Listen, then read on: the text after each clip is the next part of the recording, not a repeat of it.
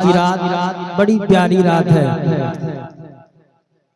हजरत हाफिज कारी सज्जादुल हसन साहब की मोहब्बत भरी आवाज पर लब्बैक कहता हुआ ये नाचीज आप तक पहुंचा। आपके खतीबो इमाम मस्जिद हाजा तशरीफ फरमा है। मुझसे पहले आमिर इरफान ने बड़ी अच्छी आवाज से आपको नवाजा। उससे पहले हजरत हाफिज कारी सलीम साहब भी बड़ी अच्छे अंदाज में पढ़ रहे थे। बहुत देर से आप लोग नाते मुस्तफा सुन रहे हैं और हमको लगता है कि अब आप लोगों की तबीयत भर गई होगी, क्योंकि 12 से ऊपर कांटा चला गया। एक बात आपको बताऊं, आप समझदार हैं, पढ़े लिखे लोग, हमको लग रहे हैं कि आप लोग पढ़े लिखे हैं, समझ रहे हैं। जब तो इतनी देर यहाँ पर बैठे हैं, एक इंसान अतर बेच रहा था। अलमाए कराम खास तवज्जो, पहले हम आप लोगों को देखते हैं कहां तक समझते हैं। एक अतर बेचने वाला अतर बेच रहा था। अतर बेचते बेचते देहात में पहुंच गया। ये भी देहात है, लेकिन उस तरह देहात नहीं है जो कि बिल्कुल अनपढ़ हो, गवार हो, ऐसा नहीं। पढ़े लिखे हैं यहाँ। अतर बेचने वाला अतर बेचता बेचता एक देहात में पहुंचा। जब देहात में पहुंचा तो एक देहाती ने कहा, भाई साहब क्या बेच रहे हो? उसने कहा अतर बेच रहे। कहा दोगे? कहा हम अतर बेचने आए हैं, आप लोगे मैं दूंगा। अतर वाले ने उस देहाती के हाथ पे अतर लगा दिया। अतर जब देहाती के हाथ में लगाया तो उसने अतर को सूंघा नहीं बल्कि चाटने लगा। क्या क्या भाई? अतर को चाटने लगा। अतर बेचने वाला बड़ा गुस्सा हुआ, कहा यार यहाँ पर सब बड़ा बेवकूफ लगता है। अतर तो सूंघने के लिए होता है, ये अतर चाट क्यों रहा है? उसने कहा अब हम यहाँ पर अतर नहीं बेचेंगे। बुरिया बिस्तर बांधा और वापस जाने लगा। एक और देहाती से मुलाकात हो गई। उसने कहा भाई साहब क्या बेच रहे हो? कहा अतर बेच रहे। कहा दोगे? कहा नहीं, हम अतर देंगे नहीं। कहा क्यों नहीं दोगे? कहा यहाँ बहुत बेवकूफ सब लगता है। कहा क्यों? अभी एक इंसान को हमने दिया, अतर हाथ में लगाया, उसको सूंघना चाहिए, चाटने लगा। दूसरा देहाती कहता है अतर चाट रहा था। अरे वो तो बहुत बेवकूफ है, अतर चाटने के लिए है। अतर बेचने वाले ने कहा भाई तब क्या करने के लिए है? तो दूसरा देहाती बोलता है अतर चाटने के लिए नहीं होता है, बल्कि अतर तो भात में मिला के खाने का होता है। अतर चाटना चाहिए कि सूंघना चाहिए? जोर से बोलो बच्चों। तुम्हें लोग हमारे लिए सब कुछ हो, जितना बोलना है तुम्हें लोग को बोलना है कि नहीं? तो ऐसा माहौल यहाँ नहीं है। बहुत अच्छा है आप लोग। वक्त बहुत ज्यादा हो गया है, अब हम तकरीर के लिए आए हैं, तो आपको तकरीर सुननी है। लेकिन हमारे सज्जाद भाई ने कहा आपको 2-3 अशार पढ़ देना। हम सिर्फ 2-3 अशार ही पढ़ेंगे, बल्कि ये देखेंगे कि एक ही शेर हो सकता है, एक ही शेर पढ़ेंगे, है कि नहीं? जरा मोहब्बतों के साथ आप हजरात एक बार कह दीजिए सुभान अल्लाह। अभी 1 घंटा सुगीदा में हम बोलकर आए, मोहब्बतों के साथ कह दीजिएगा सुभान अल्लाह। कि लेके तैबा तैबा, लेके तैबा तैबा, लेके तैबा, लेके तैबा तैबा, लेके तैबा चलो खुदा के लिए।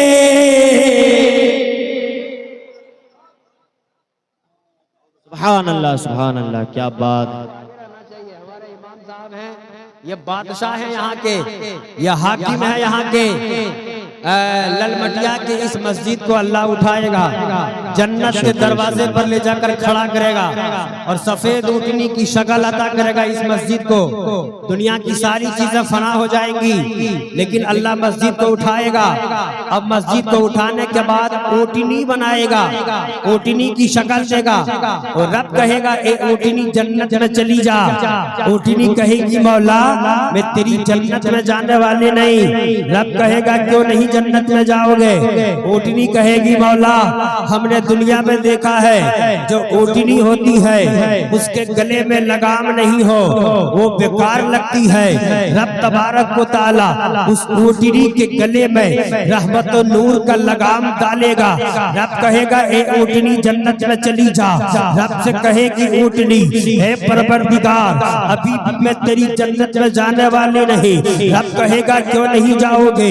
अल्लाह से ऊँटनी कहेगी हे परवरदिगार जो ऊँटनी होती है, जो सवारी होती है, उसके गले में जब लगाम डाल दी जाती है उसके बाद उस लगाम को पकड़ने वाला अगर नहीं होता है वो ऊँटनी बेकार लगती है। रब तबारक व तआला कहेगा ए ललमटिया की मस्जिद में अजान देने वाले इधर आ।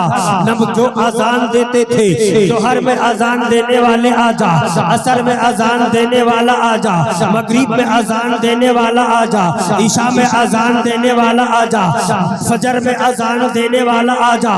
सारे के सारे अजान जितने दिए होंगे इस ललमटिया की मस्जिद में कयामत तक जितने लोग अजान देंगे सबको रब्बे कायनात बुलाएगा और बुलाने के बाद कहेगा इस ऊँटनी की लगाम को पकड़ कर खड़ा हो जा। सबके सब खड़े हो जाएंगे। रब कहेगा ऊँटनी अब तो जन्नत में चली जा। रब तबारक व तआला से ऊँटनी कहेगी ए परवरदिगार अभी भी मैं तेरी जन्नत में जाने वाली नहीं। रब कहेगा लगाम डाल दिया है, लगाम को पकड़ने वाला डाल दिया है, अब क्या रह गया है?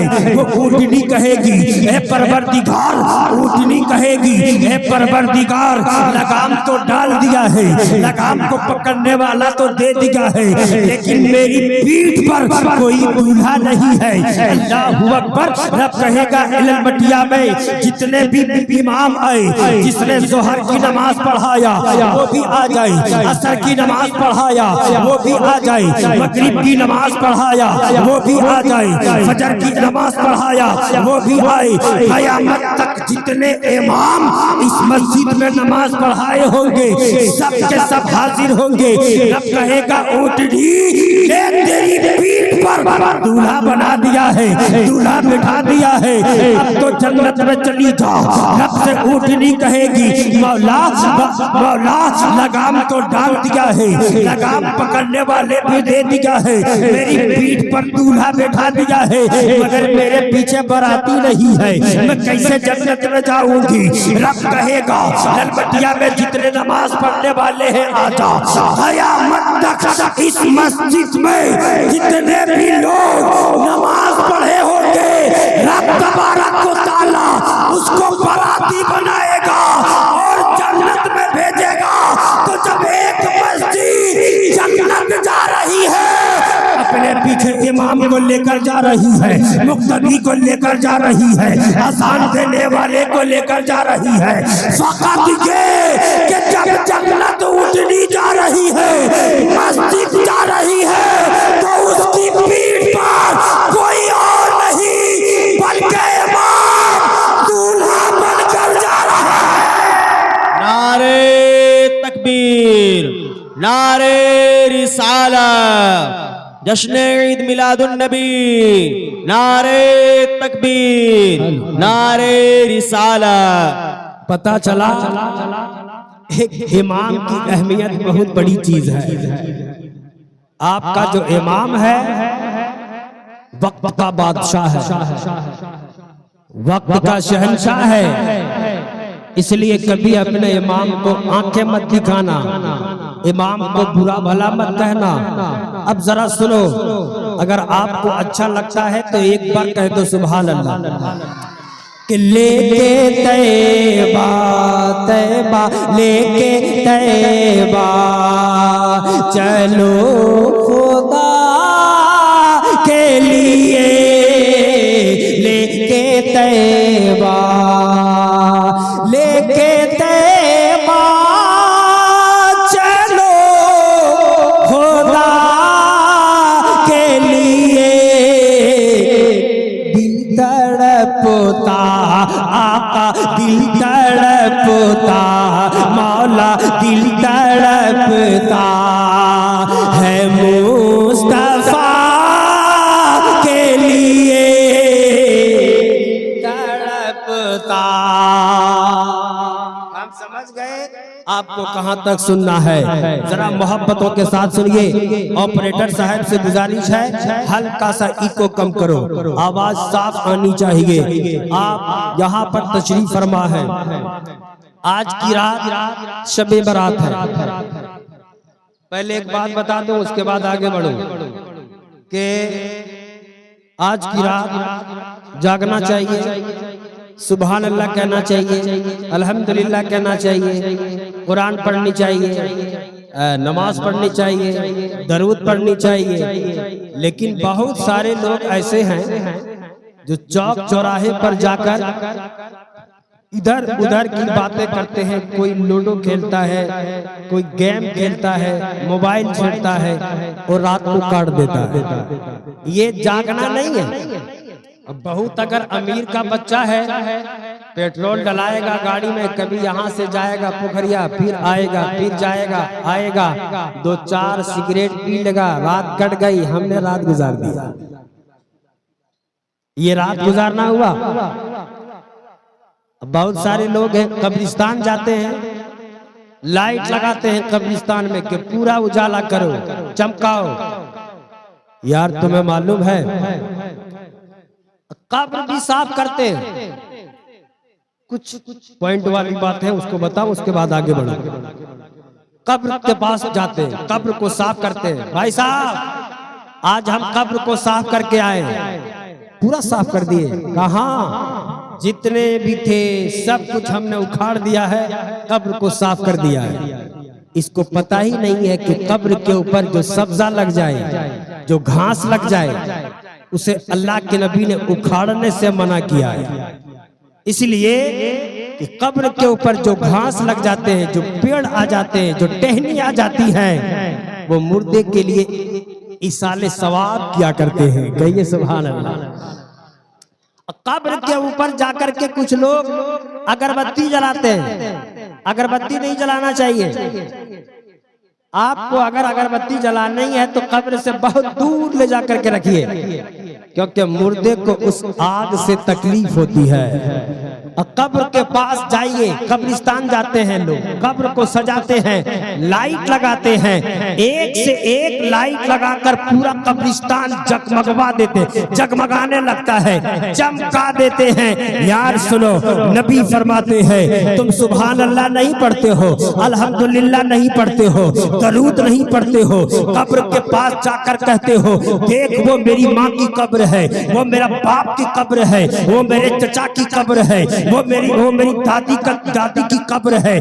सब रिश्तेदारों के बारे में बताते हो, ये देखो फलां की कब्र है। रात गुजार कर चले आते हो, ना सुभान अल्लाह पढ़ते हो, ना और कुछ करते हो। तुम्हारी माँ कब्र के नीचे इंतजार करती है, तुम्हारा बाप कब्र के नीचे इंतजार करता है, तुम्हारे रिश्तेदार कब्र के नीचे इंतजार करते हैं। आज मेरा भतीजा आया है, आज मेरा बेटा आया है, आज मेरा नाती आया है, आज मेरा चचा आया है, आज मेरे लिए कुछ करेगा। लेकिन आप सिर्फ लाइट लगा देते हो, चक्कर लगाकर चले आते हो। सुनो, नबी फरमाते हैं कब्रिस्तान चमकाने से कुछ नहीं होगा।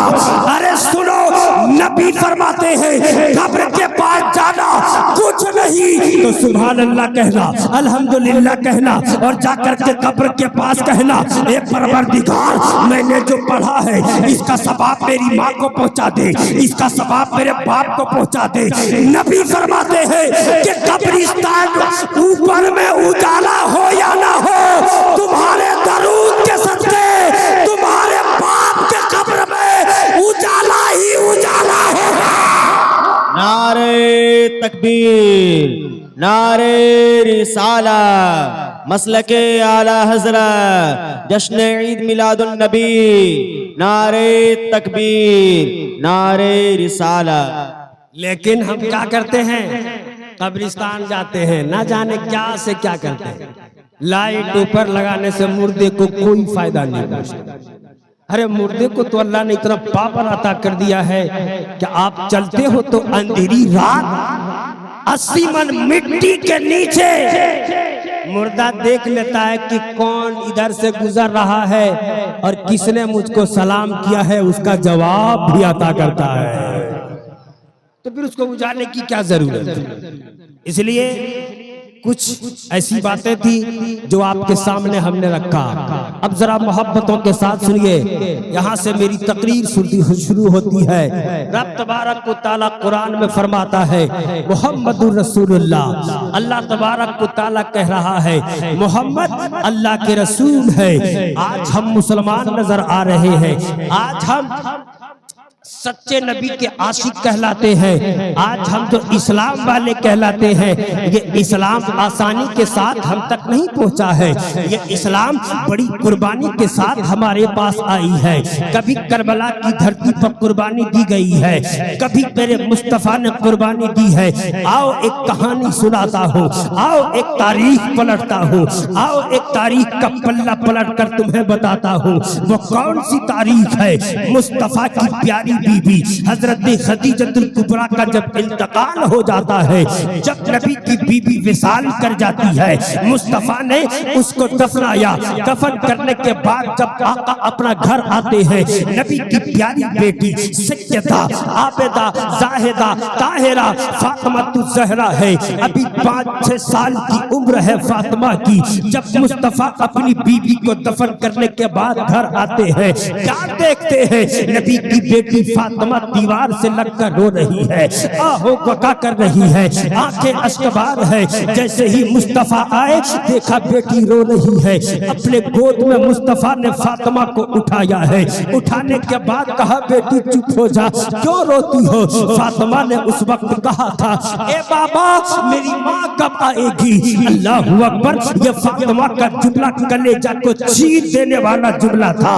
ऐसा लहजा फातिमा का था जो कलेजे को ठेस पहुंचाने वाला लहजा था।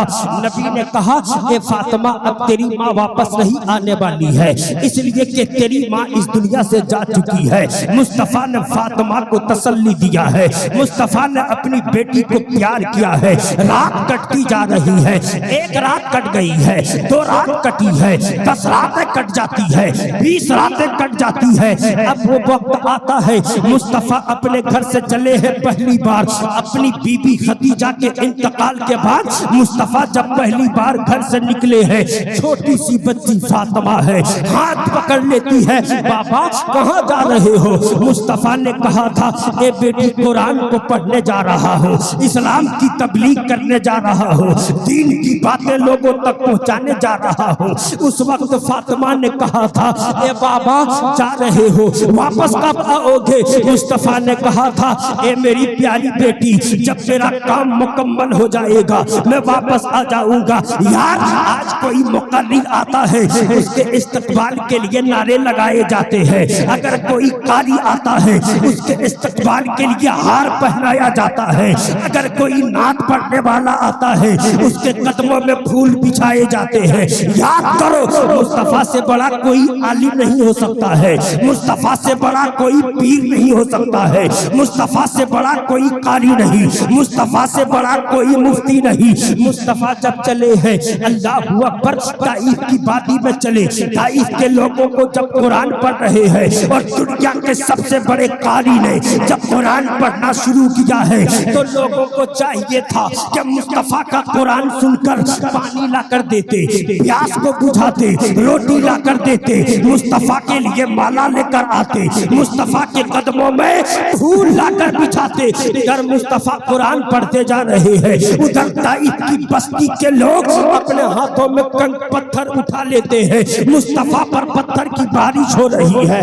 मुस्तफा कुरान पढ़ रहे हैं, मुस्तफा कुरान पढ़ते जा रहे हैं, इधर लोग पत्थर चला रहे हैं। लोग मुस्तफा लोगों का हाथ पकड़ पकड़ कर कह रहे हैं, ए लोगों कुरान सुन लो। लोग हाथों को झड़क लेते हैं। मुस्तफा पर इस कदर पत्थरों की बारिश हो रही थी कि एक दिन मेरे मुस्तफा से हजरत आयशा ने पूछा, ए आका, आपके तबलीग के दीन में कोई ऐसा दिन है जिस दिन को आप भूल ना सकते हो? तो मेरे मुस्तफा ने कहा था, ए आयशा, वो दिन है, एक दिन ऐसा है जिस दिन को मैं भूल नहीं सकता हूँ। मेरे आका से आयशा ने पूछा था, वो कौन सा दिन था जिसको आप भूल नहीं सकते हैं? मुस्तफा कहते हैं, वो ताइफ का दिन था जब मैं कुरान पढ़ रहा था, लोग मुझ पर पत्थर चला रहे थे।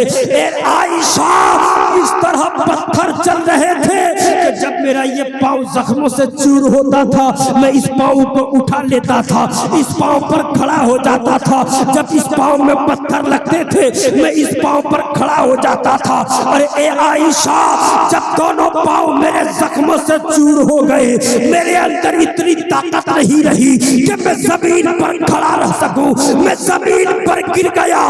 कुछ लोग आए, आने के बाद मेरे दोनों बाजुओं को पकड़ा और पकड़ कर खड़ा किया और ऐसा पीछे से धक्का मारा कि मैं मुंह के बल जमीन पर गिर गया।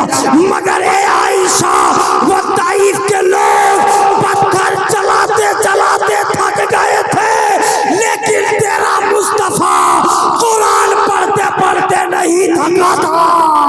नारे तकबीर, नारे रिसालत, मसलके आला हजरत, नारे तकबीर, नारे रिसालत। आज सुनो, बेटियां बाप का बहुत दुलारी होती है।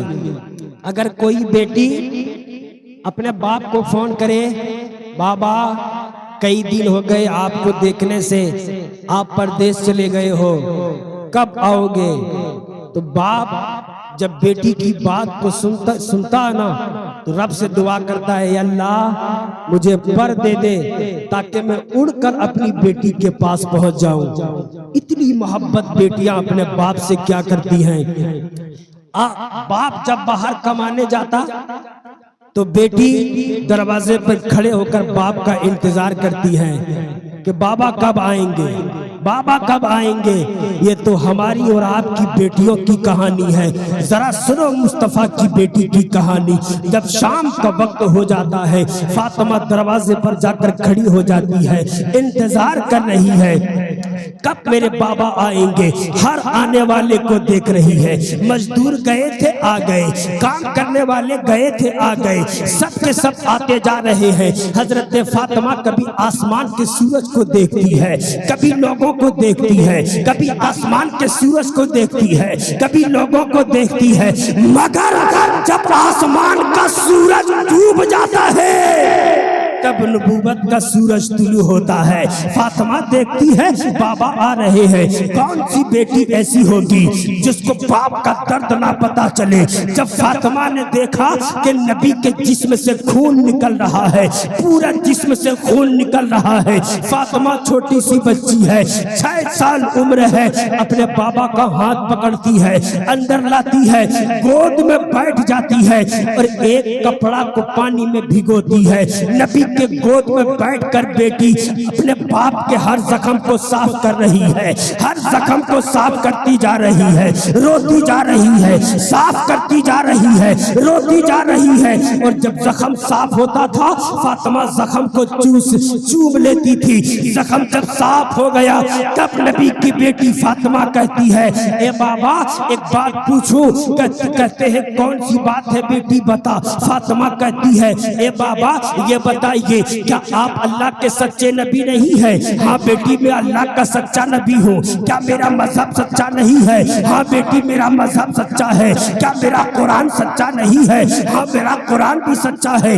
तब नबी की बेटी कहती है, आज मैं रब से एक शिकायत करना चाहती हूँ। मैं रब से पूछूंगी कि ए अल्लाह, जब कुरान सच्चा है, जब मेरा बाबा सच्चा है, जब सब सच्चे हैं तो मेरा बाबा कुरान पढ़ते हैं, लोग पत्थर क्यों मारते हैं, लोग गाली क्यों देते हैं। तब मुस्तफा ने कहा था, हे बेटी रब से शिकायत मत कर देना, इसलिए कि मैंने रब से एक सौदा कर लिया है। कहा कौन सा सौदा? कहा बेटी अरे ताइफ के लोग पत्थर के बदले दुनिया को खरीदा है और हमने आखिरत को खरीदा है। बेटी कहती है इसका फल क्या मिलेगा? तब नबी की बेटी से जब इतना पूछती है, मुस्तफा ने कहा ए बेटी इसका फल बस इतना मिलेगा कि कल कयामत के दिन जब सारे लोग मेरे उम्मत वहां पर होगी और मेरी उम्मत जब कट कट कर जहन्नम में गिर रही होगी, तब मैं खुदा से कहूंगा ए परवरदिगार ताइफ के पत्थरों का बदला अगर देना चाहता है, आज मेरी उम्मत को जहन्नम से आजाद करके जन्नत का परवाना अता फरमा। नारे तकबीर, नारे रिसाला, जश्न ईद मिलादुन नबी, नारे तकबीर, नारे रिसाला। माइक बहुत ज्यादा खींच रहा है, ये माइक की सेटिंग थोड़ी सी गड़बड़ है, वरना घंटा 2 घंटा 3 घंटा बोलता हूँ फर्क नहीं पड़ता। ये कुछ सेटिंग में कुछ गड़बड़ी है, इसको सुधारिए, वॉल्यूम खोलिए, बॉक्स की आवाज को बढ़ाइए, तब मैं थोड़ी देर आप तक बोल सकूंगा। जरा मोहब्बतों के साथ कहिए सुभान अल्लाह। तुम्हें करबला के शहीदों का वास्ता है, तुम्हें अब्बास अलमदार के कटे हुए बाजू का वास्ता है। पूरा मजमा मोहब्बतों के साथ कह दो या रसूल अल्लाह, और तबीयत के साथ कह दो ना सुभान अल्लाह।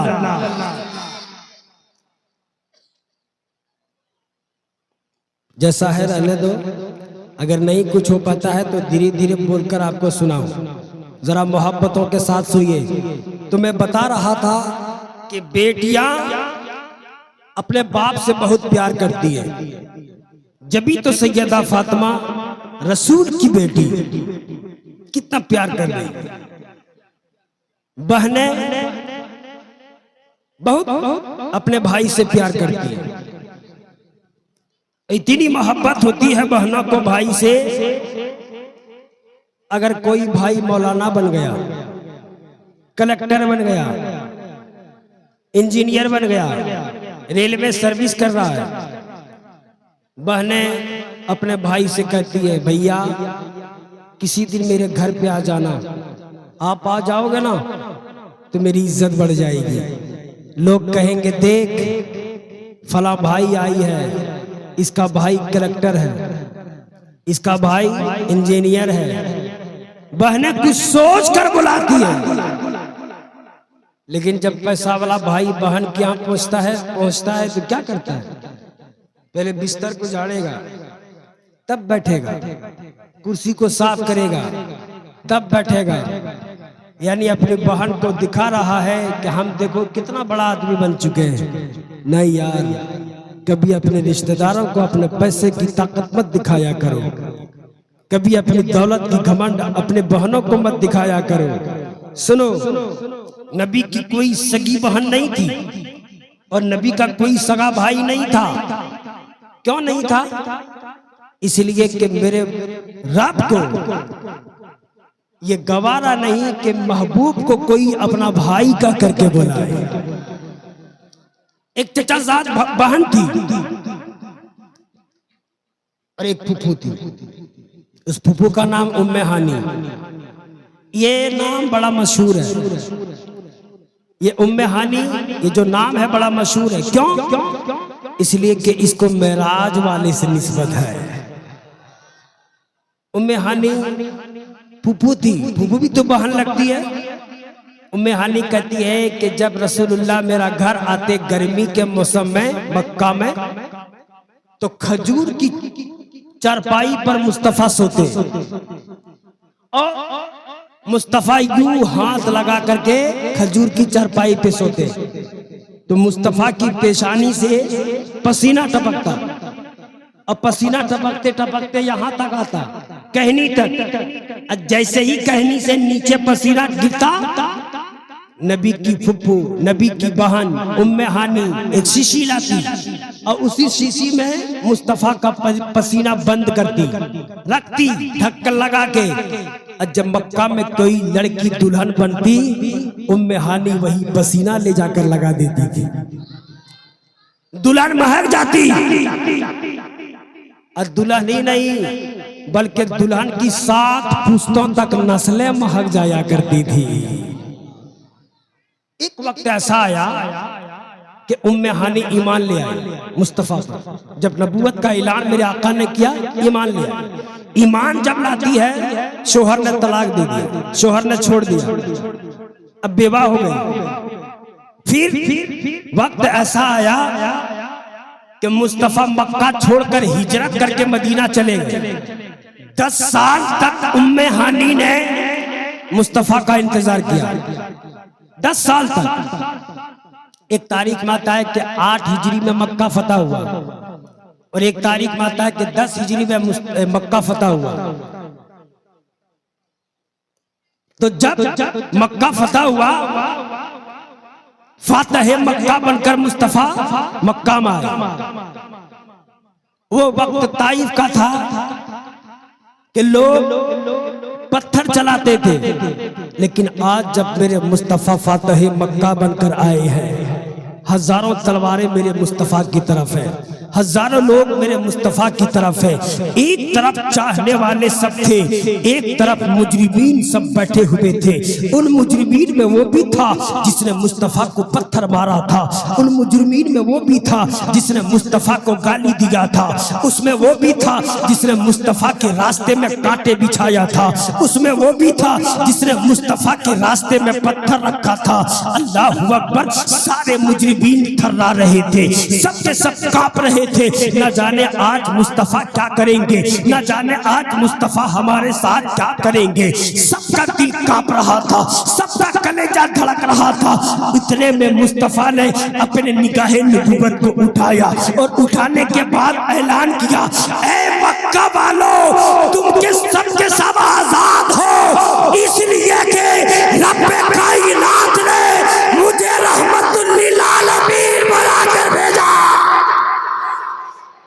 सबके सब आजाद, सबके सब आजाद। अब सुनो, जब इतना ऐलान हुआ मुस्तफा का, बड़े बड़े रईस मक्का में, अमीर के अमीर, सब के सब मुस्तफा को कह रहे, आका मेरा घर चलिए, आका मेरा घर चलिए, मुस्तफा मेरा घर चलिए। लेकिन मुस्तफा किसी के घर में नहीं जा रहे हैं, सबके दरवाजे से गुजर रहे हैं। अल्लाह अकबर। इस सबके दरवाजे से जब गुजर रहे थे, इतने में उम्मे हानी का 2 बेटा था, कुछ बड़ा हो गया था। अल्लाह अकबर। इन दोनों बेटों ने मुस्तफा को देख लिया, भागते हुए घर आए। कहा, माँ आज हमने उस इंसान को देखा है। कहा, किस इंसान को देखा है? कहा, माँ आज हमने उसी इंसान को देखा है जिस इंसान के बारे में आप कहते थे चांद सा चेहरा लगता है, आंखें बड़ी लाजवाब है, उसी इंसान को आज हमने देखा है।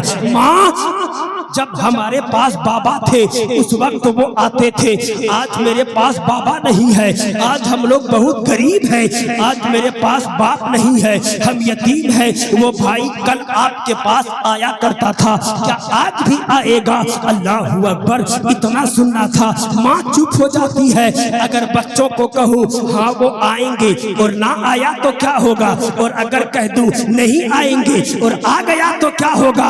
अभी इतना बहन सोच रही थी कि दरवाजे पर आवाज आती है, बहन पूछती है, मन दक्कल बाप, दरवाजा किसने बजाया है?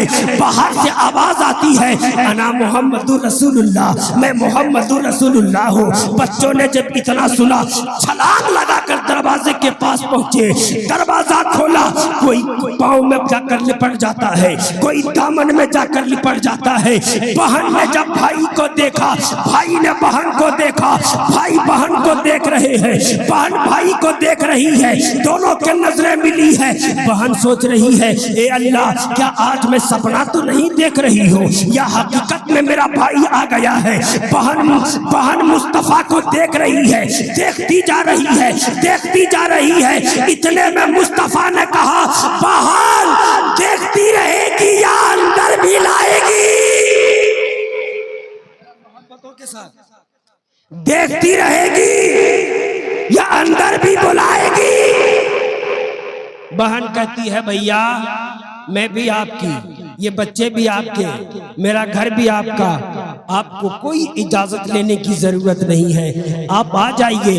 अल्लाहु अकबर। मुस्तफा आए हैं, आने के बाद चटाई को साफ करके नहीं बैठे हैं, बिस्तर को साफ नहीं किया है, कुर्सी को साफ करके नहीं बैठा है कि भाई लोग आज जाते हैं बहन के यहाँ बिस्तर को झाड़ के बैठते हैं, तुम्हें शर्म नहीं आती है?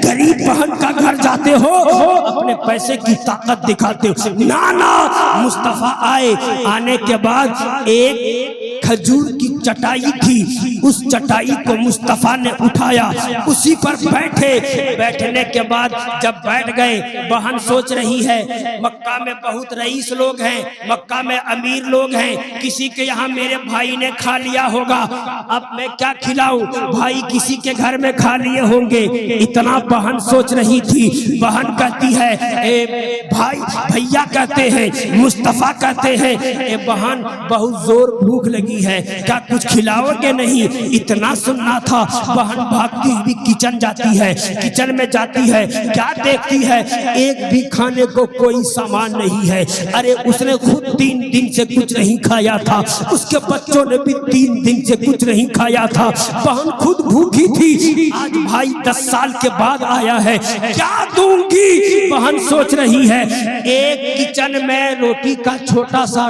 टूटा टुकड़ा पड़ा हुआ था, उसी को बहन देख रही है कि मेरे पास सिर्फ यही है, मैं अपने भाई को क्या दूंगी? मुस्तफा तो दिलों के राज को जानने वाले हैं। मुस्तफा कहते हैं ए बहन, ताजा कुछ बनाने की जरूरत नहीं है, जो कुछ है वही ले आ।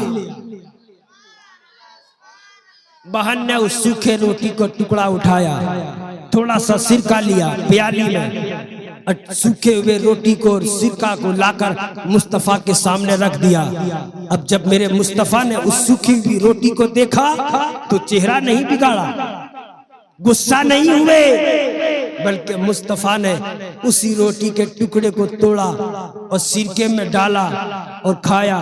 खाते जा रहे, मुस्कुराते जा रहे, खाते जा रहे, मुस्कुराते जा रहे। बहन देख रही है, बहन के बच्चे भी देख रहे हैं कि मुस्तफा खा रहे, मुस्कुराते जा रहे। और जब सारा खाना खत्म हो गया, तब रब की बारगाह में हाथ को उठाते हैं और दुआ करते हैं, ए परवरदिगार, आज से 10 साल पहले जो अच्छा खाना तूने बहन के दस्तरखान पे खिलाया था, वही आज अच्छा खाना फिर तूने खिला दिया है।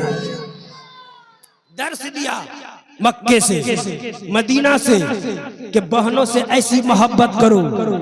या बहनें बहुत प्यार करती अपने भाई से। 70 साल का बूढ़ा अगर आ जाए और बहन देखेगी, ये नहीं कहेगी कि मेरा भाई आया है, बल्कि बहन कहती है देख मेरा लाडला आया है।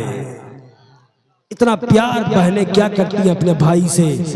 सुनो, हमने तो भागलपुर की सरजमीन पर यहाँ तक देखा है कि बहन का शोहर मर गया और भाई 4 चक्के पर चल रहा है, बहन के दरवाजे से गुजर रहा, लेकिन एक बार भी जाकर के नहीं पूछता है कि बहन तूने कुछ खाया है कि नहीं, तुम्हारे बच्चों ने कुछ खाया है कि नहीं। सुन, मैं आपको बताता हूँ, ईद आए, त्योहार आए, शबे बारात आए, शबे मेराज आए, मुहर्रम आए, कोई भी त्योहार हो, ये जरूरी नहीं है कि अपनी बहन रहेगी तभी जाकर पूछेंगे। पड़ोस में जाकर नजर उठाना और देखना, जिस औरत का शोहर नहीं है उस औरत की जिंदगी बहुत मुश्किल से कटती है। यार ये दुनिया इतना जालिम है कि जब तक औरत के जिस्म का कपड़ा नहीं उतारती है तब तक उसे 10 रुपए नहीं देती है। अपनी बहनों की इज्जत लूटने से बचाओ। जाना उसका घर ईद के मौके पर और जाकर के कहना, ए बहन मैंने तो खा लिया है, ये त्योहार का दिन है, अपने बच्चों को ये 500 रुपए लो, अपने बच्चों को भी खिलाना, तुम भी खाना।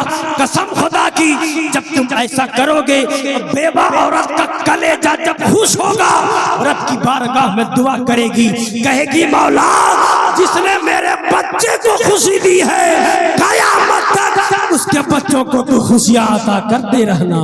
नारे तकबीर, नारे रिसाला, मसलके आला हजरत, जश्न ईद मिलादुन नबी, नारे तकबीर। ऐसा करोगे कि नहीं? जरूर करना। एक बात और बता देता हूँ, मोहब्बतों के साथ रिश्ते को बचाइए, रिश्ते को जितना हो सके बचाइए।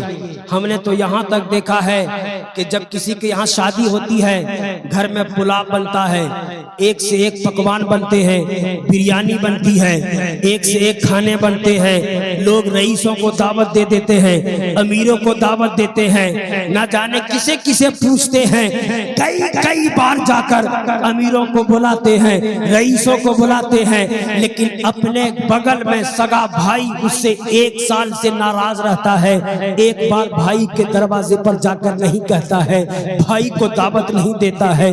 रईसों को 10 बार बुलाते हो, तुम्हारी चप्पल टूट जाती है, तब तुम्हारा घर रईस आता है, बगल में तुम्हारा भाई का बच्चा गुलाब की खुशबू को सूंघता है। बाप से बेटा कहता है, बाबा चचा के यहाँ शादी हो रही है, खाना पक रहा है, सबको दावत मिली है, क्या हमारी दावत नहीं है? उस वक्त बाप चुप रहता है। अगर कह दूं कि दावत है तो बच्चे इंतजार करेंगे, और कह दूं कि दावत नहीं है तो बच्चे कहेंगे क्यों नहीं दावत है। बाप उस वक्त चुप रहता है। यार तुम सबके पास जाते हो दावत देने के लिए, रईसों के पास जाते हो, भाई के पास क्यों नहीं जाते हो? अरे भाई का प्यार तुमने समझा क्या है? भाई की मोहब्बत को तूने जाना ही नहीं है। 10 बार जाते हो, रईस को बुलाते हो, आता है खाकर चला जाता है, तुम्हें कुछ नहीं देता है। अरे ये क्या देगा तुझे? अपने भाई के पास जाना, कलेजे से लगकर भाई को कहना, ए भैया 1 साल से मुझसे दुश्मनी है, आज दुश्मनी को खत्म कर दो, मेरी बेटी की शादी है, मेरे बच्चे की शादी है, तुम भी आना, तुम अपने बच्चों को भी लाना। जब भाई के कलेजे से तुम लग करके भाई को मनाओगे तो 10 साल में जो अमीर तुम्हें नहीं दे सकता है, 1 मिनट में तुम्हारा अपना भाई प्यार देता हुआ नजर आए। लेकिन हम पूरा गांव को पूछते हैं, अपने भाई को छोड़ देते हैं, अपनी बहनों से दूर चले जाते हैं। सुनो, बहुत खुशकिस्मत है वो इंसान जिसका बाप जिंदा है, लेकिन जरा जाकर पूछिए उससे जिसका बाप नहीं, जिसकी मां नहीं। लोग कहते हैं कि माँ तो अब बूढ़ी हो गई, अब इसको क्या देखा जाएगा, बाप बूढ़ा हो गया, अब इसको अलग एक रूम दे दो, वक्त पर खाना भी कोई देने वाला नहीं, शबे बारात आ गई, रात भर हम जाग गए, पता नहीं मेरी माँ ने रात में खाया कि नहीं, मेरी माँ को पानी की जरूरत तो नहीं, मेरी माँ जो चल नहीं पाती है, मेरा बाप जो नहीं चल पाता है, उसको कोई खाना दिया कि नहीं दिया। रात भर हम यहाँ से वहाँ गुजार दिए, लेकिन अगर बाप घर में भूखा रह गया तो ये रात जागना आपका बेकार है। अगर माँ घर में भूखी रह गई तो जागना बेकार है। जिसका बाप धरती पर जिंदा है वो खुशनसीब है, वरना जाकर के देखना जिसका बाप मर गया है, 7 साल का बच्चा, 6 साल का बच्चा होटल में प्लेट साफ करता है, सुबह से लेकर दोपहर तक प्लेट धोते धोते थक जाता है, और अगर प्याली या गिलास अगर बच्चे के हाथ से टूट जाता है, मालिक अलग गाली देता है, खाना खाने वाला जो ग्राहक आता है वो अलग उसको डांटता है। यार वो बच्चा आंख में आंसू लाता है, रो करके चुप हो जाता है, इसलिए चुप हो जाता है अगर मैं होटल छोड़कर चला गया मेरी माँ को कौन खाना खिलाएगा। अगर मैं होटल को छोड़कर चला गया मेरी छोटी बहन चॉकलेट के लिए तरसेगी, उसे चॉकलेट कहां से ला कर दूंगा। 7 साल का बच्चा गरीब का बच्चा, 28 साल का बच्चा अमीर का घर की जिम्मेदारी को नहीं समझ पाता है, लेकिन जो यतीम बच्चा होता है जिसका बाप मर जाता है 7 साल की उम्र में अपने पूरा घर की जिम्मेदारी को समझ देता है। कैसे? इसलिए कि उसको पता है मेरा बाप नहीं है। जब तुम कभी होटल खाना खाने जाना, छोटे बच्चे को देखना कि उस अगर प्लेट धो रहा है या गिलास गिलास को साफ कर रहा है तो उसके पास जाकर के कहना, बच्चे ए मेरे बेटे, सुबह से दोपहर तक शाम तक तू प्लेट को धोता जा रहा है, सबको खिलाता जा रहा है, बताओ तूने अब तक खाया है कि नहीं, तूने अब तक चाय पिया है कि नहीं, तूने अब तक पेट में कुछ डाला है कि नहीं। अल्लाह अकबर।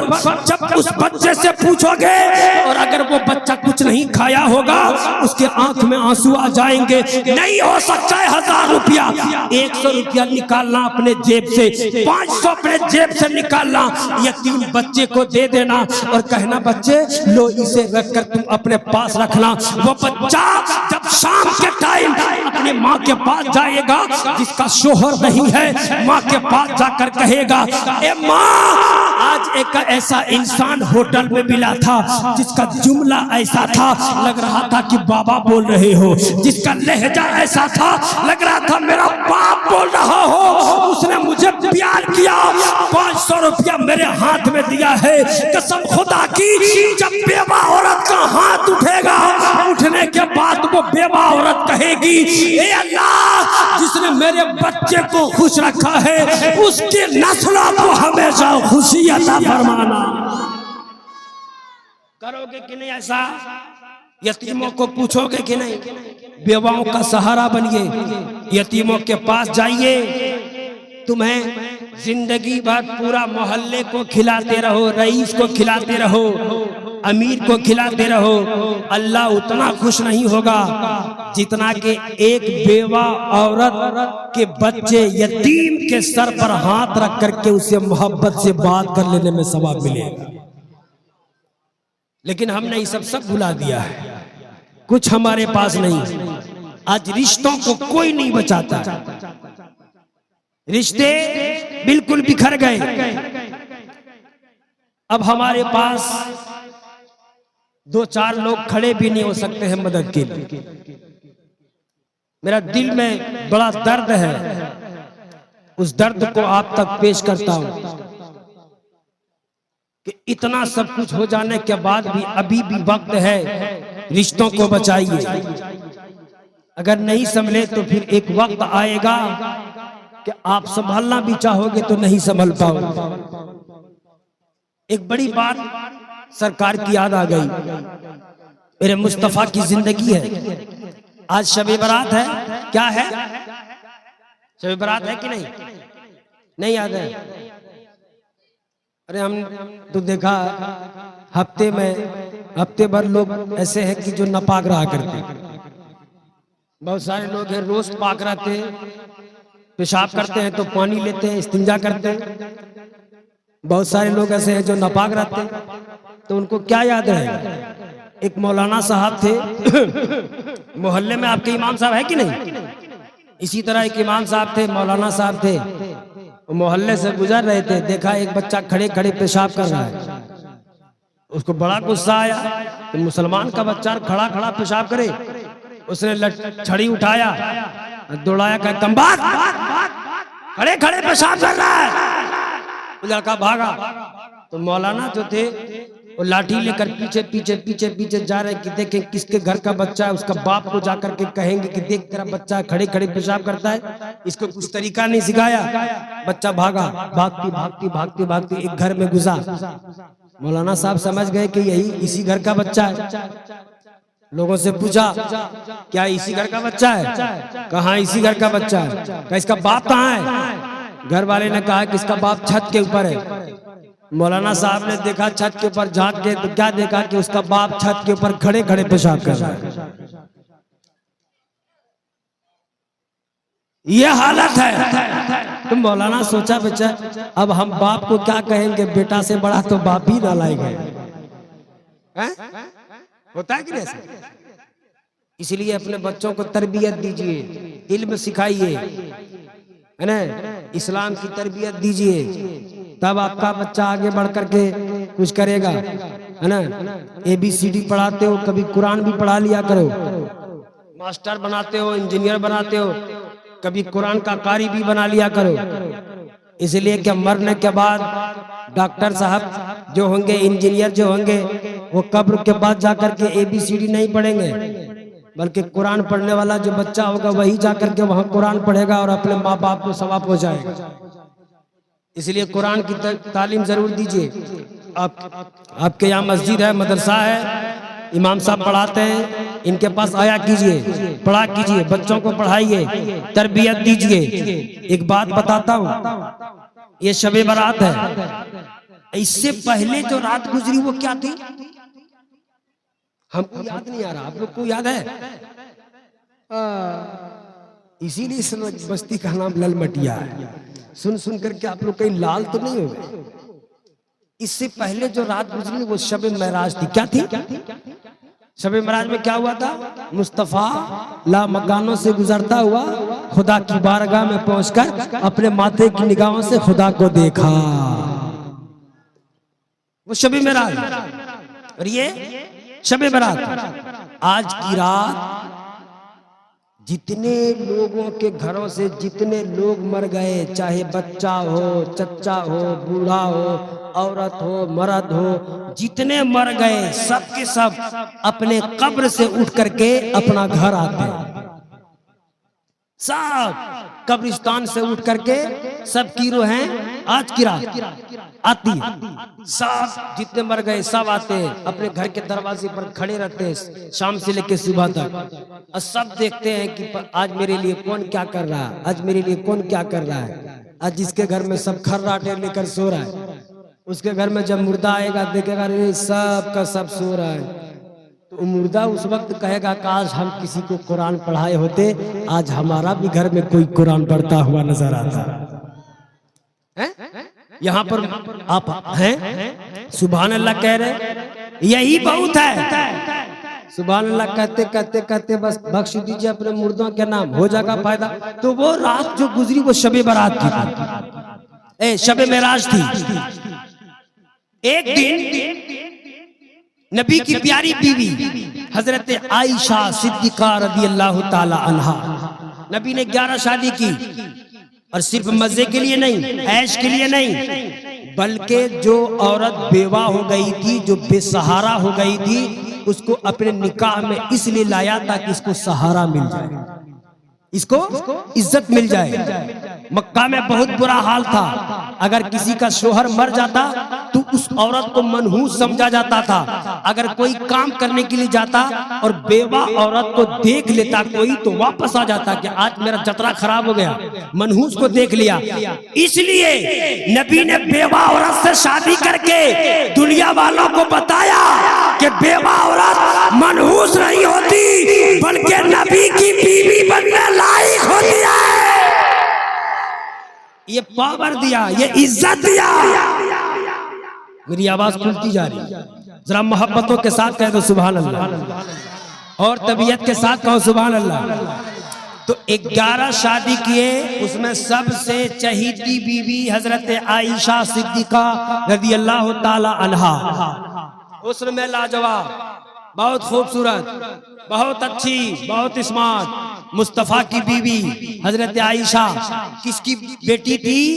नबी के प्यारे दोस्त यारेगार सैयदना सिद्दीक अकबर रदी अल्लाह ताला अन्हु की बेटी थी।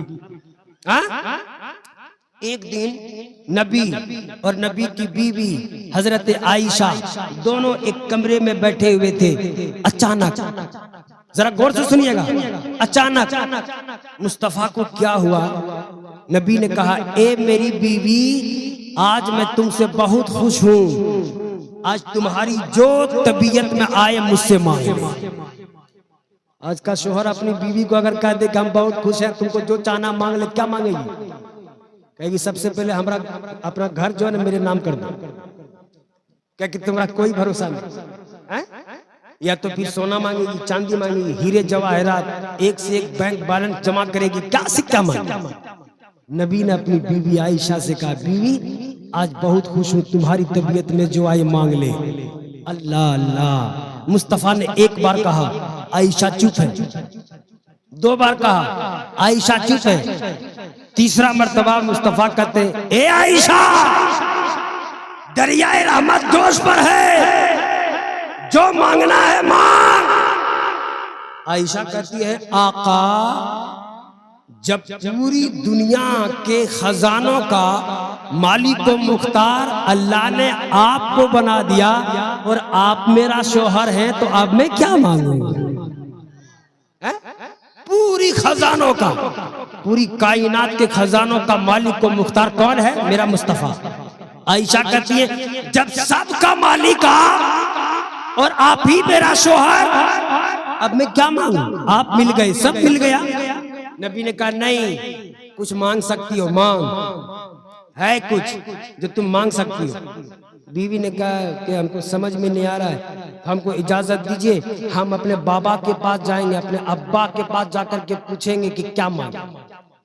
नबी ने कहा जा, बीवी को इजाजत दिया, कहा जा, जो पूछना है जाके पूछ ले। अल्लाह अकबर। अब बेटी गई है अपने बाप के पास। आज का ससुर क्या करेगा? अगर दामाद कह दे बेटी को कि जो चाहो मांग लो, तो ना जाने ससुर क्या से क्या कहेगा, क्या से क्या सिखाएगा। लेकिन वो यारे गार है, बहुत जानकार है, बहुत अच्छा वफादार है, यारे गार है। सैयदना सिद्दीक अकबर की बेटी जब अपने बाप के पास पहुंची, कहती है बाबा, आज मालिक कायनात मोहम्मदुर रसूलुल्लाह ने मुझसे कहा, ए मेरी बीवी, आज जो कुछ तू मांगेगी मैंने देने के लिए तैयार हूँ, मांग क्या मांगती है? ए बाबा, मैं क्या मांगू, मुझे समझ में नहीं आ रहा है। तो नबी की बीवी जब अपने बाबा से पूछती है, तो बाप ने क्या कहा? सुनिएगा, बाप ने कहा बेटी, अगर तुम्हारा शोहर कुछ देना चाहता है तो जा, और जाकर कहना कि जब आसमान आप गए थे, सातों आसमान से ऊपर, ला मकानों से भी आगे, जब सिदरतुल मुंतहा से भी आगे, खुदा के पास जब आप गए थे, तो खुदा और आप में बहुत सारी बातें हुई थी। उन बातों में से एक बात बता दीजिए। मांगा भी तो इल्म, दौलत नहीं। इसलिए कि आयशा को पता था, आयशा के बाबा सैयदना सिद्दीक अकबर को पता था, तो सब कुछ मिल चुका है। अगर नहीं मिला है, अभी बाकी है, तो इल्म। इल्म जिंदगी के आखिरी हिस्से तक लोग हासिल कर सकते हैं, सिखाया। अब बेटी वहां से आ रही है मुस्कुराती हुई, नबी घर में, मेरे मुस्तफा घर में। क्या बाप ने सिखाया? आयशा कहती है आका, मेरे बाबा ने कहा कि आप जब मेराज में गए थे अल्लाह से मिलने, तो बहुत सारी बातें हुई आप में और खुदा में, लेकिन उन बातों में से एक बात बता दीजिए। जब इतना कहा ना, तो नबी ने फरमाया कि ए मेरी बीवी, मुझ में और मेरे अल्लाह के बीच में बहुत सारी बातें हुई। उन बातों में से एक बात ये भी खुदा ने कहा कि ए नबी, अगर तुम्हारी उम्मत जन्नत में जाना चाहती है तो दो टूटे हुए दिलों को जोड़ दे, वो जन्नत में चला जाएगा। अब हाथ रखिए दिल पर और सोचिए कि हम ज्यादा जोड़ने वाला काम करते हैं कि तोड़ने वाला करते हैं? मर्दों से ज्यादा औरतों में ये पाया जाता है। किसी के घर में अगर जरा सा कुछ सुन लिया, ए उसके यहाँ ये हो रहा था, उसके यहाँ ये रहा था, अल्लाह अकबर, एक आदमी नहीं जाना कि 100 आदमी जाने। किसी ने कहा कि अगर कोई बात का प्रचार करना है तो क्या करना चाहिए? तो बड़ा अक्लमंद इंसान था, उसने कहा कि औरत को सीधे जाकर कोई बात कहना और उसको कहना कि ये बात किसी को मत कहना, सुबह पता चलेगा पूरा मोहल्ला को पता हो गया है? सुनो, अब कहा कि दिल, दो टूटे हुए दिलों को जोड़ दे, वो जन्नत में चला जाए। आयशा खुश हो गई, बड़ा खुश है। और बाप ने कहा था आयशा, जब नबी बताए ना तो हमको भी आकर बताना। कसम खुदा की, बेटी आई है, बाप को कहती है, ए मेरे बाबा, मुस्तफा ने कहा है दो टूटे हुए दिलों को जोड़ दो, जन्नत में जाएंगे। अब तो जन्नत का सर्टिफिकेट मिल गया, जन्नत का टिकट मिल गया। अब हम दो लोगों को जोड़ेंगे, दो दुश्मन होंगे उसमें दोस्ती करा देंगे, दो टूटे हुए दिलों को जोड़ेंगे, जन्नत में जाएंगे। बड़ा खुश है। आयशा तो खुश थी, लेकिन आयशा के बाबा ने जब सुना बहुत ज्यादा रोने लगे, आंखें अश्कबार हो गई, फूट फूट कर रोने लगे। बेटी कहती है बाबा क्यों रो रहे हो, इसमें तो मुस्कुराने की बात है, इसमें तो हंसने की बात है, इसमें तो खुश होने की बात है। दो दुश्मन में दोस्ती करा देंगे, जन्नत जाएंगे, आप रो क्यों रहे हैं? तब सिद्दीक अकबर ने कहा था, ए बेटी तू सिक्के का एक पल्ला देख रही है, एक पल्ले के ऊपर लिखा है दो टूटे हुए दिलों को जोड़ने वाला जन्नती है, दूसरा पल्ला बताता है कि दो टूटे हुए दिलों को तोड़ देगा वो जहन्नम में चला जाएगा।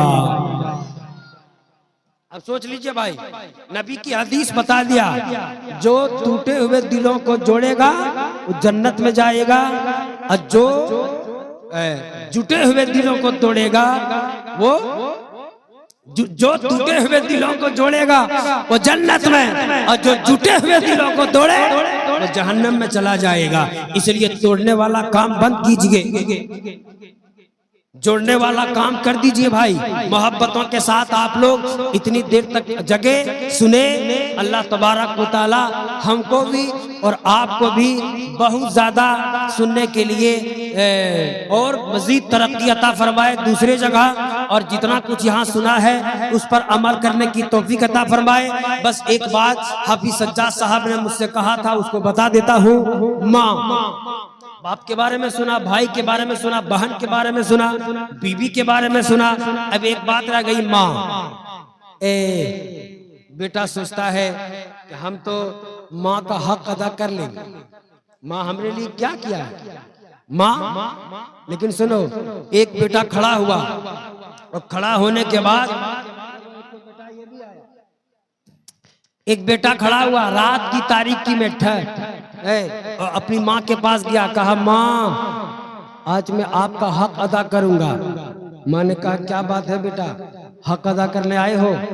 कहा कि मौलाना लोग से सुनते सुनते थक गए, सब मौलाना यही कहते हैं कि माँ का हक कोई बेटा नहीं अदा कर सकता, आज हम आपका हक अदा कर ही के रहे। माँ ने कहा हक अदा करोगे? कहा पक्का इरादा कर लिया? कहा बेटा अपने चारपाई को उठाकर मेरे पास लाओ, मेरे चारपाई के पास बिछाओ। बेटा का ठीक है, बिछाया। जब बेटा गहरी नींद में चला गया तब माँ उठती है, कहती है बेटा, बेटा उठता का माँ का उठो ना, हक नहीं अदा करोगे? कहाँ बेटा, कहाँ माँ, हक अदा करेंगे ना। माँ ने कहा एक गिलास पानी लाओ। बेटा दौड़ के गया, एक गिलास पानी लाया, और लाने के बाद माँ बेचारी बूढ़ी थी, आधा पानी पीती है, आधा पानी बिस्तर पर गिरा देती, बेटे के बिस्तर पे। बेटा कुछ नहीं बोला क्योंकि उसने इरादा कर लिया था कि हमको हक अदा करना है। फिर जब बेटा गहरी नींद में पहुंचता है, माँ उठती है, कहती है बेटा, हाँ माँ उठो, हक नहीं अदा करोगे? कहाँ माँ, हक अदा करेंगे ना। क्या हुआ? कहा एक गिलास पानी लाओ। फिर लाया, लाने के बाद आधा पीती है, फिर आधा गिलास पानी बच्चे के बेटे के बिस्तर पे गिरा दिया। अब तक बेटा चुप है। उसके बाद फिर सो गया, फिर गहरी नींद आई। थोड़ी देर के बाद फिर माँ कहती बेटा उठो, उठा, क्या बात है? कहा हक नहीं अदा करोगे? कहा हक अदा करेंगे ना। क्या बात है? कहा एक गिलास पानी लाओ। फिर एक गिलास पानी बेटा लाता है, आधा पीती है, आधा बच्चे के बेटे के बिस्तर पर गिरा देती है। अब बेटा से रहा नहीं गया, गुस्सा हो जाता है और कहता है माँ कहीं पागल तो नहीं हो गए, दिमाग का तार तो नहीं छोड़ दिया? अरे आप सठिया गए, आधा पीते हैं, आधा मेरे बिस्तर पर गिराते हैं। जब आपको प्यास लगी है आप पूरा पानी पीते क्यों नहीं? इतना सुनना था। माँ की आंखें बरसने लगी, माँ रोने लगी। बेटा कदम को पकड़ कर कहता है ये माँ क्यों रोने लगी हो? माँ कहती है बेटा आज मैंने 3 मरतबा तुझ पर तेरे बिस्तर पर पानी गिराया है, तो तूने मुझे कहा कि तू पागल हो गई है, तेरा दिमाग खराब हो गया है, तेरा दिमाग का तार छोड़ दिया है, तेरे दिमाग सटिया गए हैं। ए बेटा आज 3 बार पानी गिराया तेरे बिस्तर पर, तो जाने तूने मुझे क्या से क्या कह दिया। याद करो जब तू छोटा था, तू बिस्तर पर मेरे साथ सोता था, रात की तारीकी होती थी, ठंडा का मौसम होता था, कंबल ओढ़कर पूरी दुनिया सो जाती थी, मैं तुझे अपने छाती पे सुलाती थी, कभी बिस्तर पे बगल में सुलाती थी, तू पेशाब करता था, मैं उस पेशाब पे सो जाती थी, तुझे सूखे पर सुलाती थी, फिर थोड़ी देर के बाद तू दूध पीता था, फिर पेशाब कर देता था, मैं उठती थी उधर से और सूखे पर तुझे सुलाती थी, फिर उठ करके तेरे पेशाब पे सो जाती थी। एक बार नहीं बल्कि रात भर में तू 7 मरतबा पेशाब करता था, मैं 7 मरतबा तेरे पेशाब पे सो जाती थी, लेकिन तुझे मैंने कभी पागल नहीं कहा, मैंने तुझे कभी कुछ बुरा नहीं कहा, मैंने तुझे कभी नहीं कहा ये बच्चा खराब है, इसका दिमाग पागल हो गया है, ये बेकार बच्चा है। ए बेटा, तू 7 बार एक दिन नहीं बल्कि 3 साल तक रोजाना मुझे परेशान करता रहा, लेकिन फिर भी मैं तुझे कलेजे से लगाती रही, अपने छाती का दूध पिलाती रही, तुझे पाल पोस कर बड़ा करती रही, आज तुझे जवान कर दिया है, 3 मरतबा पानी को गिराया है, तूने मुझे बुरा भला कह दिया है। कदम को बेटा पकड़ता है और पकड़ के कहता है, ए माँ ये सच है कि पूरी दुनिया का बेटा मिल करके अगर माँ का हक अदा करना चाहे तो वो जिंदगी में कभी माँ का हक अदा कर ही नहीं सकता है। नारे तकबीर, नारे रिसालत, मसलके आला हजरत, जश्न ईद मिलादुन नबी, नारे तकबीर, नारे रिसालत। इसलिए माँ बहुत अनमोल है, माँ की इज्जत किया कीजिए, माँ से मोहब्बत किया कीजिए, माँ से प्यार किया कीजिए। हाँ ये सही है कि बीवी से भी प्यार कीजिए, ऐसा नहीं कि हम बीवी माँ को खाली पूछे बीवी। एक बात बताएं, एक बात और जहन में आ गई, बहुत सारे लड़के ऐसे होते हैं जो शादी करके लाया और लाने के बाद बीवी के पल्लू में छुप गया, और बहुत सारे ऐसे होते हैं जो माँ के पल्लू में छुप गया। माँ सिखाते रहती है कि देख मुझसे अलग मत होना, माँ हर चंद कोशिश करती है कि बेटा को अपने कब्जे में रखे, बेटा को अपने कब्जे में रखे। बहुत घर में ऐसा देखा है कि माँ बेटे को सिखा सिखा के नई नवीली दुल्हन को रोज रुलाता है। मेरे पड़ोस में भागलपुर में एक औरत को अभी 6 महीना शादी हुई, बेचारी को रोज रात में मारता उसका दूल्हा। क्यों? माँ अलग अलग बात बेटे को सिखाती रहती है। दिन भर बेटा काम करके आता है, ना जाने क्या से क्या कान में माँ भर देती है बेटे को। अब लो मार परमार शुरू, तो माँ भी सुधरे, माँ के अंदर भी गलती है, बेटा को कलेजे में सटा के रखती है और बहू जहां चाहे जहां जाए मेरी बेटी नहीं है। यही वजह है कि 3 महीना 6 महीना साल भर में कितनी औरतों को तलाक पड़ गई। अगर सास समझ जाए कि ये मेरी बेटी है तो घर बच जाएगा, अगर सास सोचे कि ये मेरी बेटी नहीं, तुम किसी की बेटी को अगर बेटी समझोगे तब वो तुमको माँ समझेगी, और अगर तुम किसी की बेटी को बेटी नहीं समझोगे, रात दिन गाली, अरे नहीं बनाना जानती है खाना तो उसके पास बैठो, उसको सिखाओ। क्या कहती हो कि माई ने क्या सिखा कर भेजा है, कभी खाना बनाती थी कि नहीं बनाती थी, जाओ तुमको खाना नहीं बनाने आता है, जाओ जाकर के सो। अब बेचारी गुस्से में जाके सो गई, सास ने खाना नहीं बनाने दिया, किचन में आने नहीं दिया, मना कर दिया। एक तो बेचारी को खाना नहीं बनाने दिया और चली गई, घर में सो गई।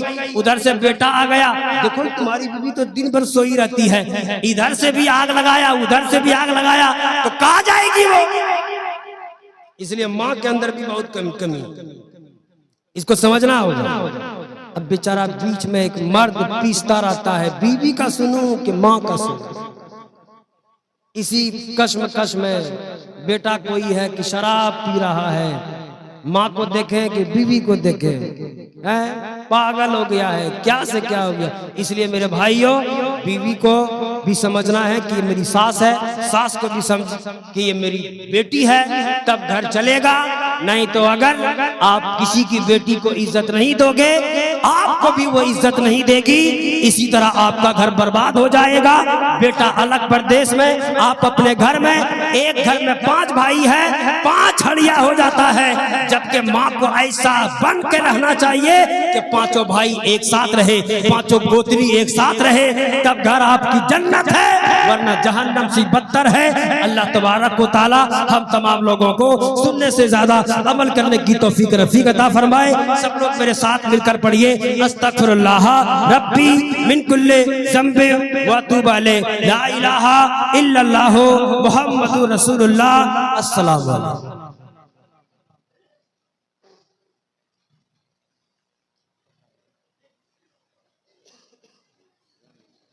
या नबी